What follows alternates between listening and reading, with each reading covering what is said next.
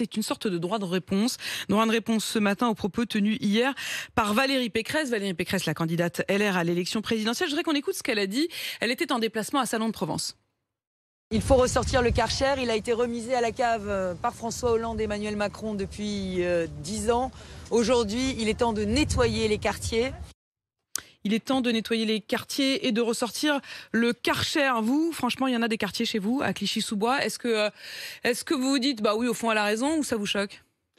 Non, ça me choque, ça me rend triste. J'ai l'impression d'avoir un mauvais remake de 2005 avec ces propos du Karcher, des voyous, de la racaille. C'est pas ce que les habitants de ces quartiers attendent. Je nie pas les difficultés de sécurité, de tranquillité, mais les problèmes dans ces quartiers ils sont plus importants. Et puis, il y a la preuve par ce que l'on a fait. Madame Pécresse, elle dit qu'il faut ressortir des Karcher. Quand elle a été ministre sous le quinquennat de Sarkozy, c'est plus de 10 000 postes de policiers et de gendarmes qui ont disparu. Aujourd'hui, elle est présidente de la région Île-de-France et elle a en gros divisé par 4 le budget de la rénovation urbaine et de la politique de la ville. Donc, la preuve, c'est ce qu'on fait pour ces quartiers, ce que les maires font, et de droite comme de gauche. Je suis président de l'ANRU, je vois ce qu'on fait dans nos quartiers. Il reste encore L'ANRU, tellement à c'est faire. l'aménagement urbain. Hein. L'ANRU, c'est l'Agence nationale du renouvellement urbain.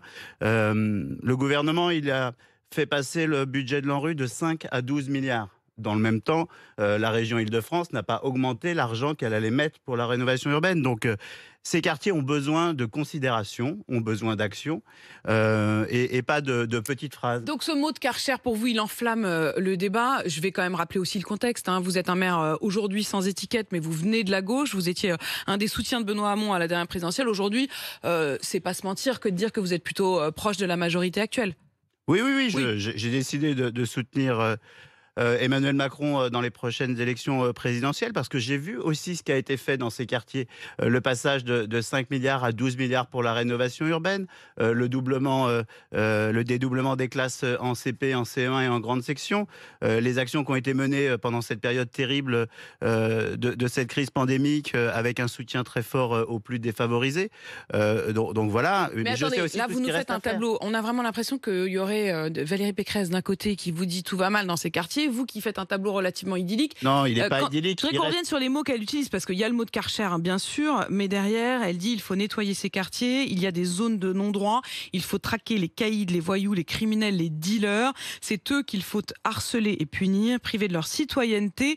Et elle ajoute qu'il y a, d'après elle, un lien entre immigration et délinquance. Si on s'arrête sur les différents points, quand elle dit il y a des zones de non-droit, est-ce que aujourd'hui vous dites il n'y a pas de zone de non-droit? Il y a des quartiers dans lesquels les questions de tranquillité et de sécurité ne sont pas suffisamment prises en compte et réglées. Ce qu'il faut, c'est continuer à augmenter les effectifs de police.